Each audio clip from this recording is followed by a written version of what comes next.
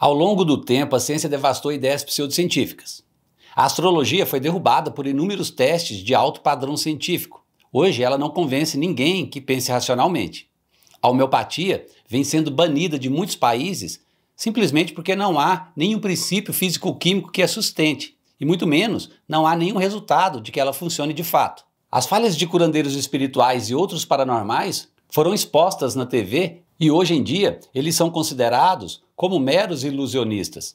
A ciência vem demolindo todos os medos e crenças sobrenaturais ao longo dos últimos séculos.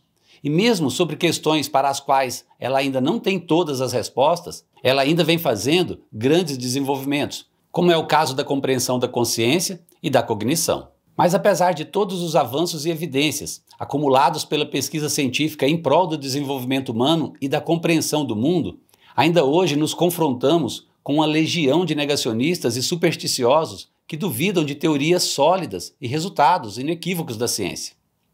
Nessa parcela do público, há ainda um grande número de pseudocientistas que tentam explicar o mundo por rotas alternativas, mas completamente obscuras e enviesadas. Por que essas pessoas insistem em lutar contra os fatos, contra as evidências?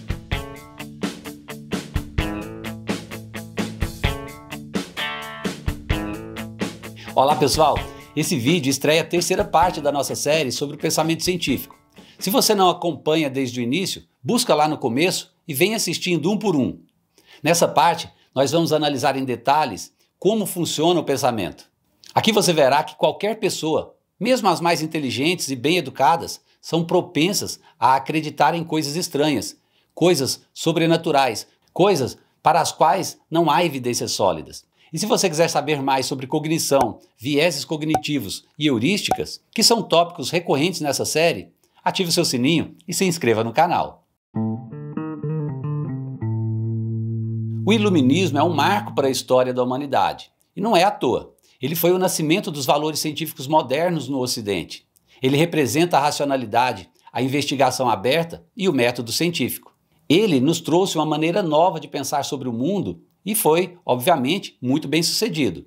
Basta você se lembrar do sucesso da teoria da gravitação, da evolução das espécies e da teoria quântica da matéria e da luz. Basta que você pense no impacto de suas consequências na nossa qualidade de vida. Mas mesmo com esses avanços, as pseudociências continuaram resistindo até chegar ao ponto de céticos e cientistas perceberem que precisamos pensar racionalmente não somente sobre o mundo, mas também sobre nós mesmos e, em particular, sobre o nosso próprio pensamento. Com isso, surgiu nas últimas décadas o segundo iluminismo, como veio a ser chamado os avanços da psicologia e da neurociência na compreensão da cognição e consciência humanas.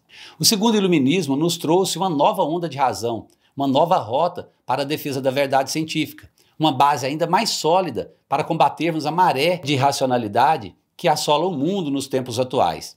Esses avanços muniram os cientistas e céticos com novas ferramentas para manter a vela da racionalidade acesa no escuro.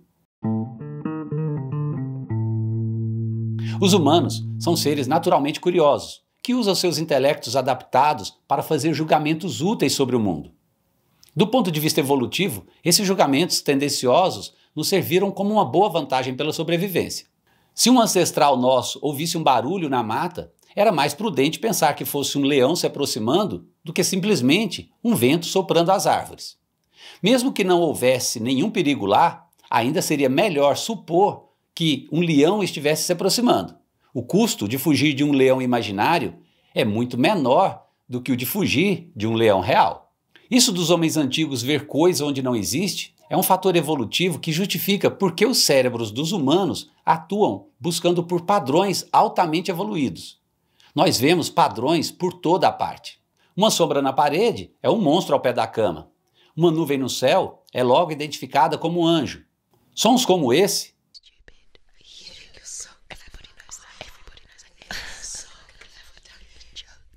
são aleatórios e podem ser interpretados como vozes humanas. Pensando nisso, fica claro por que você precisa pensar no seu próprio pensamento.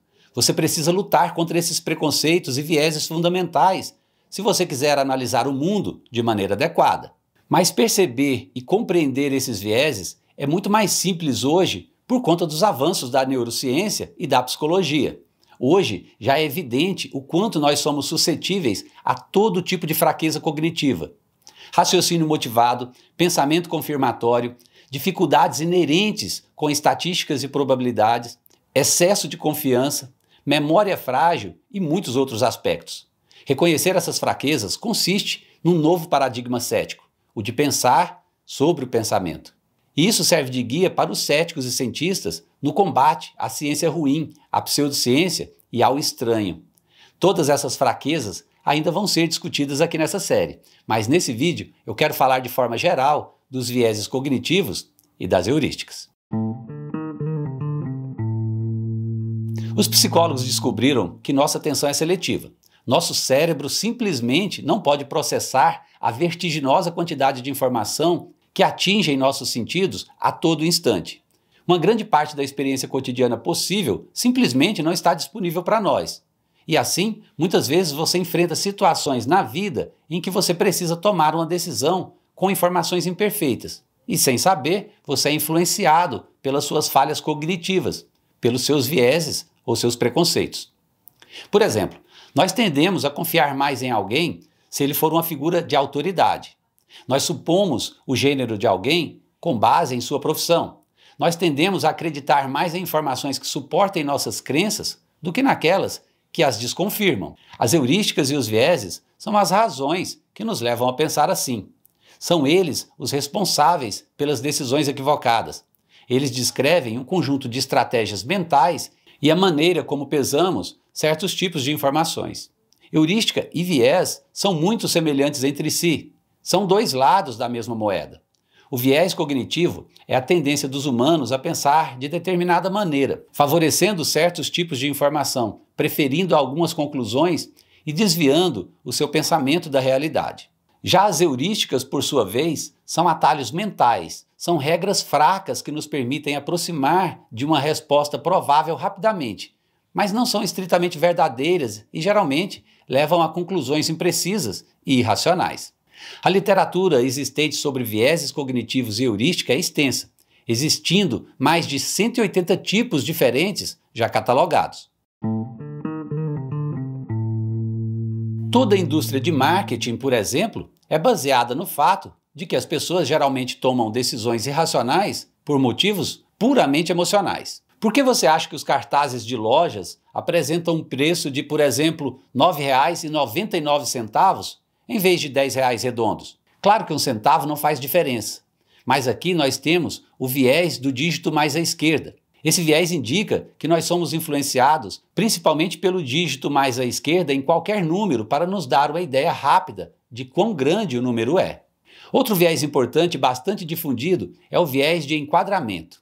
Dependendo da forma como ele é apresentado a você, seu pensamento pode ser drasticamente afetado. Pense em como você agiria se o seu médico lhe recomendasse um procedimento que tem uma taxa de mortalidade de 10%. Agora, por outro lado, e se ele te dissesse que o procedimento tem uma taxa de sobrevivência de 90%? Claro que as duas situações são idênticas, mas é provável que você reagiria de maneira muito diferente entre as duas. Na média, muito mais pessoas optam por um procedimento com taxa de sobrevivência de 90% do que um com taxa de mortalidade de 10%. Nós tendemos a supor que outras pessoas pensam como nós, um fenômeno denominado viés de projeção. E é assim que pensamos que entendemos o que outras pessoas provavelmente estão pensando. Se algo nos incomoda, nós logo presumimos que incomoda outras pessoas também. Isso está intimamente relacionado ao viés de consenso.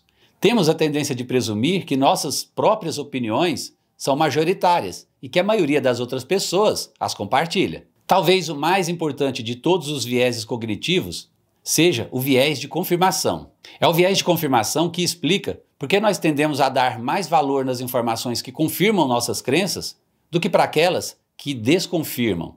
Esse viés é tão significativo que eu dediquei o próximo vídeo da série só para falar dele. Você provavelmente toma centenas ou até milhares de decisões todos os dias. O que você vai comer no almoço, qual é a roupa que você vai vestir, você vai de carro ou vai de ônibus? Felizmente, as heurísticas permitem que você tome essas decisões com relativa facilidade, sem muita agonia. Apesar de úteis, na maioria dos casos, as heurísticas levam a conclusões imprecisas e até mesmo equivocadas. E assim como no caso dos vieses cognitivos, há também inúmeros tipos de diferentes heurísticas. A heurística da disponibilidade, por exemplo, é a suposição não declarada de que se, por exemplo, algo vem à mente com facilidade, então é porque deve ser algo comum ou importante. Se você está pensando em pegar um voo e de repente pensa em vários acidentes aéreos recentes, pode achar que viajar de avião é muito perigoso. Heuristicamente, você pensa que acidentes aéreos são mais comuns do que realmente são. Mas essa conclusão não é verdadeira. Nós sabemos que precisamos de dados estatísticos para fazer julgamentos sobre o quão comum algo é. Nós vamos falar em detalhes sobre isso quando entrarmos em alfabetização estatística, na parte 5 dessa série. Outra heurística comum é a da representatividade, que envolve a tomada de decisão comparando a situação atual com um protótipo mental que seja mais representativo. Ao você ver uma pessoa doce e idosa, você pode logo se lembrar da sua avó. Daí, você supõe imediatamente que aquela senhora que você viu é gentil, amável e confiável. Uma outra heurística muito difundida, certamente por ser comum em marketing, é a heurística da ancoragem, que se refere ao fato de nós sermos excessivamente influenciados pela primeira informação que nós ouvimos. Isso pode dificultar a consideração de outros fatores e levar a escolhas erradas. Suponha que um corretor de imóveis lhe pergunte se você acha que um andar da casa vale mais ou menos do que R$1 milhão e logo em seguida ele peça a você que você adivinhe o valor da casa. Daí ele faz o mesmo com uma outra pessoa. Só que agora ele faz uma pergunta ligeiramente diferente para essa pessoa, perguntando se ela acha que a casa vale mais ou menos do que R$3 milhões. E daí ela pede a essa pessoa que adivinhe também o preço. Você que se ancorou no valor de R$1 milhão terá um palpite significantemente mais baixo do que a outra pessoa que se ancorou no valor de 3 milhões, embora ambos estejam avaliando a mesma casa. Isso tem um profundo impacto em negociações e pode fazer você pagar mais caro por uma compra do que ela realmente vale. Nós humanos entendemos claramente nossas limitações físicas. Sabemos bem do que nós somos e do que nós não somos capazes. Se da mesma forma nós pudermos entender nossas limitações cognitivas, nossas heurísticas e nossos preconceitos consequentes, certamente teremos condições muito melhores para interagir e interpretar o mundo. Para o pensador crítico, descobrir e entender nossas bases cognitivas equivale a um novo começo, a uma nova maneira de olhar o mundo. Aprender a pensar sobre o pensamento, aprender a navegar pelos perigos da cognição humana é um dos caminhos mais importantes que há para você trilhar. E é por isso que nessa parte da série eu vou discutir a fundo todos os aspectos relacionados às falhas do nosso pensamento. Se inscreva no canal e tenha Verve Científica. Abraço e até a próxima!